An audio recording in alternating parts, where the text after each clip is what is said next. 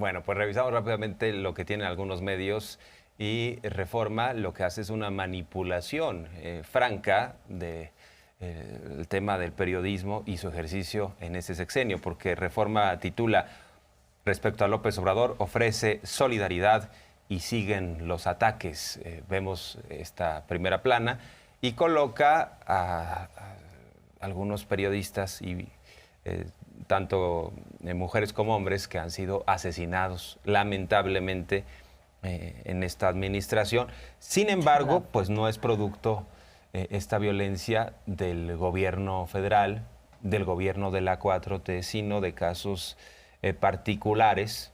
Entonces, lo que observamos ahí es la imagen de estos comunicadores y dice Reforma: el país es considerado el más peligroso en el mundo para ejercer el periodismo por los ataques, agresiones y asesinatos.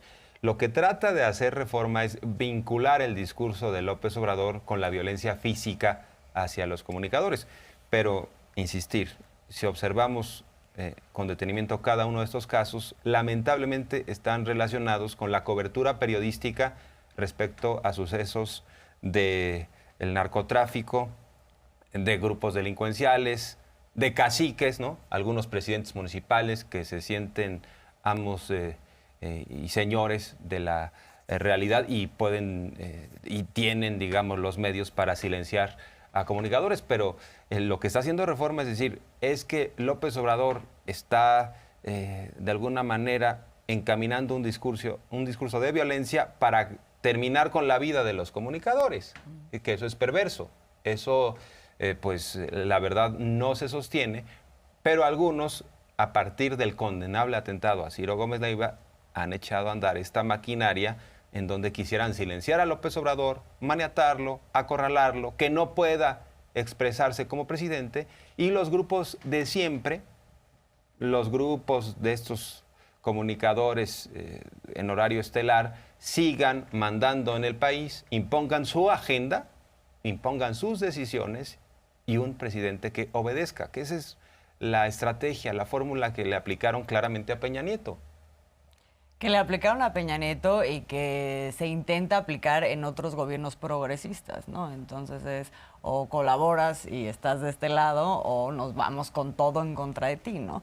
Que es lo que hemos visto y que tiene además efectos pues tremendos en el caso de algunas democracias en América Latina y por eso creo que este esfuerzo del presidente, vuelvo a repetir, de no claudicar en la posibilidad de seguir estableciendo dentro del debate público pues estos intercambios, estos diálogos y estas informaciones pues que necesariamente nos obligan a situarnos frente a distintas situaciones.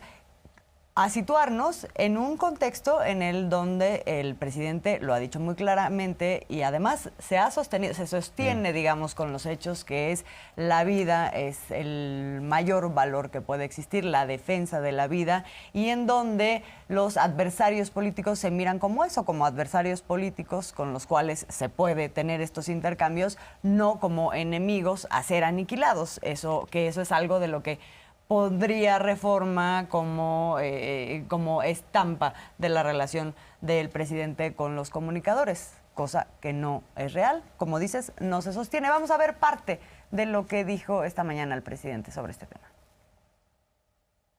Sí, hay algunos avances, pero están trabajando y hay voluntad de parte de nosotros. No queremos que haya carpetazo, que no quede por nosotros. Vamos a meternos a fondo porque no es un asunto menor.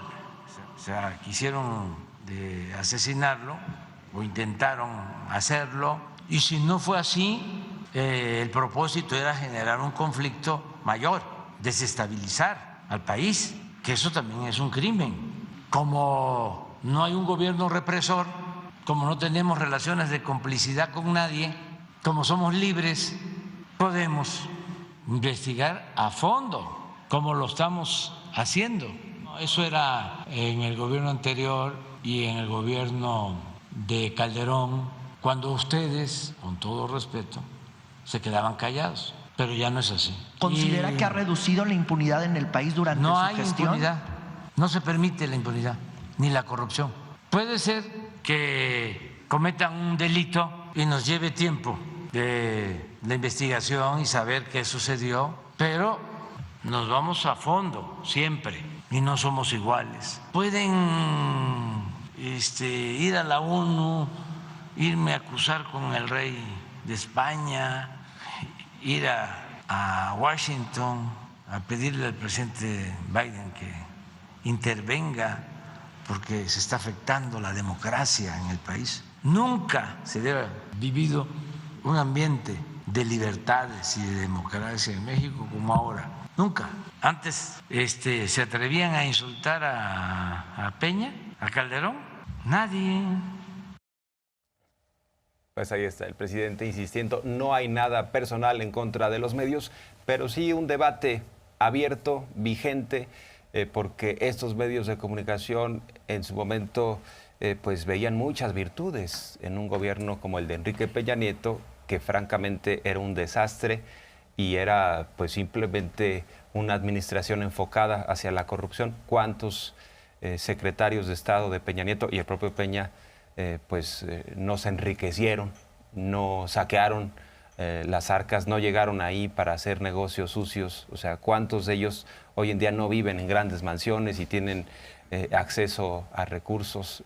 Se llenaron ahora sí que las barricas y sobre todo hubo desestabilización, fue el sexenio de los gasolinazos. Entonces el presidente dice, estos medios de comunicación que tapaban tantas cosas, hoy en día están muy críticos y no ven, por ejemplo, estimado Azul, lo que plantea respecto al avance en materia económica. Hay avances, hay datos interesantes. Dice López Obrador, en materia turística, pues están llegando como nunca. Hay una actividad muy importante de vuelos en Cancún. Eso por un lado. Está el tema del crecimiento. Vuelos, ¿no? 700 vuelos diarios. Llegan a Cancún, o sea, quiere decir que hay una recuperación turística, también económica. Eso no está en los grandes medios de comunicación, ¿no? Y al contrario, salen con una interpretación al revés, ¿no? En el caso del Financiero, los pronósticos. Dice, apunta la economía mexicana a debilitamiento, siempre tratando de ver la parte negativa. Sí, y llama la atención porque justamente ayer el INEGI soltó un dato que es sobre el crecimiento, la proyección del crecimiento a noviembre en el tercer trimestre de 4.3%, ¿no? Y entonces, a propósito de eso, y bueno, ahí lo vemos, justo la nota del Financiero apunta a decir más bien que la economía mexicana entraría en una tendencia hacia el debilitamiento, ¿no? Hacia el final del año. Y lo que el presidente retoma entonces hoy es algo que estábamos comentando hace un momento, que es que pues todas las calificadoras y todas las instituciones financieras, los expertos en economía, etcétera, lo que hicieron fue justamente hacer pronósticos a la baja todo el tiempo y se quedaron cortos con respecto a lo que ha sido el crecimiento de la economía mexicana en los últimos meses. Vamos a ver, de hecho, vamos a ver qué dijo el presidente y vemos pues cómo se equivocaron también. Sería buenísimo que vean los pronósticos de crecimiento del Banco de México, pronósticos de crecimiento para el 2022 de las agencias financieras, pronósticos de crecimiento del Fondo Monetario Internacional. De las calificadoras. De las calificadoras, de los bancos, ponerle todas ahí, los pronósticos. Y todos se quedaron abajo. Son muy pesimistas y les cuesta trabajo entender de que hay condiciones inmejorables para el crecimiento económico de México. No les va a gustar porque, imagínense, contradecir a un experto. Nadie pensó que iba a superar el crecimiento de este año el 3%. Pero sería bueno que mañana se tenga la tabla. Y claro que yo estoy pensando que vamos a crecer de 3.2 a 3.5 este año. Pero yo estoy contentísimo porque es crecimiento y ahora con el añadido de una mejor distribución del ingreso. Pues es que ahí está esta narrativa donde nos quieren asustar, que ya viene el apocalipsis, y pues ahí está la realidad y cómo algunos, bueno, prácticamente todos, erraron, ¿no?, en los pronósticos de crecimiento respecto al PIB en este año. Sí, ahí está la OCDE 2.5%, Banco Mundial 1.8%, el FMI 2.1%, la calificadora Fitch 1.8%, la encuesta de especialistas del Banco de México 2%, Banjico 2.2%, Banamex 2.1% a 2.6%, BBVA 3%, ese es el que más, ¿no?, se acerca. Y Banorte 2.7%, por eso dice el presidente, pues yo diría que es un eufemismo, son muy pesimistas. Esos expertos cobran un dineral, pero además varios de ellos, desde que inició la administración, son los que básicamente dicen, nos vamos a convertir en Venezuela. Llevamos 4 años en los cuales nos dicen todos los días, ahora sí, México va al barranco, ahora sí seremos Venezuela, se van a ir las inversiones. Y es que como López Obrador en las mañaneras habla de otras cosas y no se enfoca en ciertos puntos, entonces eso ya es el pretexto para que todos corran como golondrinas y se lleven el dinero extranjero. Pues no ha pasado eso. Además, también en la pandemia mucho pesimismo, decían México no se va a recuperar, va a quedar como una L, es decir, una caída económica y un estancamiento. Y el presidente siempre dijo, no, vamos a entrar al esquema de una V, es decir, caída, pero recuperación sin endeudamiento. La fórmula ha funcionado de López Obrador. Hay récord en materia de inversión extranjera directa.